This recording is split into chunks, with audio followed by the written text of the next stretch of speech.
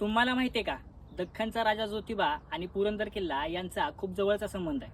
आणि तो कसा, हे जर तुम्हाला समजून घ्यायचं असेल तर व्हिडिओ हा शेवटपर्यंत पहा. तर सांग भलं मंडळी, मी कौस्तुभ आणि तीर्थाटनच्या स्वराज्याच्या गडदेवता या विशेष मालिकेत तुमच्या सगळ्यांचं मी स्वागत करतो. सकाळच्या वेळी थंडीत कुडकुडत मी निघालो पुरंदर किल्ल्याच्या दिशेने.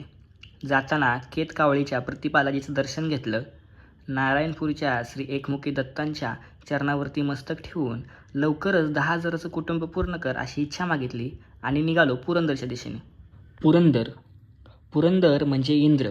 इंद्राप्रमाणे आपलं अढळस्थान मांडून असलेला हा गड म्हणजेच पुरंदर किल्ला, ज्याचं जुनं नाव इंद्रनील पर्वत असंही होतं. याच किल्ल्यावरती स्वराज्याचे धाकटे छत्रपती म्हणजेच संभाजी महाराज यांचा जन्म 14 मे 1657 साली याच किल्ल्यावरती झाला. आणि स्वराज्यातील प्रसिद्ध तह, जो पुरंदरचा तह म्हणून ओळखला जातो, तो याच किल्ल्यावरती करण्यात आला. जेव्हा देवादिदेव ज्योतिबा हे उत्तरेकडून दक्षिणेकडे म्हणजे कोल्हापूरकडे जात होते, तेव्हा त्यांनी या पुरंदरवरती मुक्काम केला. आणि त्याच साक्ष देणारं केदारेश्वराचं मंदिर या पुरंदर किल्ल्यावरती आहे. आणि इथंच देवादिदेव इंद्रांनी श्रीदेव ज्योतिबांना उन्मेष नावाचा अश्व हा भेट दिला.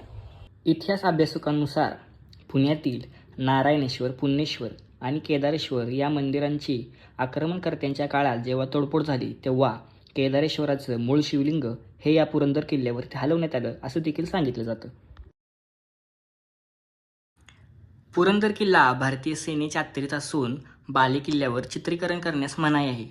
तरी मी तुम्हाला केदारेश्वर मंदिराचे काही फोटो आणि त्याची जागा ही दाखवतो. हे बघा, इथे आहे श्री केदारेश्वराचं मंदिर. ज्या प्रकारे हिमालयात केदार क्षेत्री श्री केदारनाथ हे उंच ठिकाणी स्थान मांडून आहेत, त्याच प्रकारे पुरंदर किल्ल्याच्या शिखरावरती श्री केदारेश्वरांचं स्थान आहे. अशा या केदारेश्वराच्या दर्शनाला तुम्ही एकदा पुरंदर किल्ल्यावरती नक्की या. तोपर्यंत इथेच थांबूया. हर हर महादेव, जय शिवराय.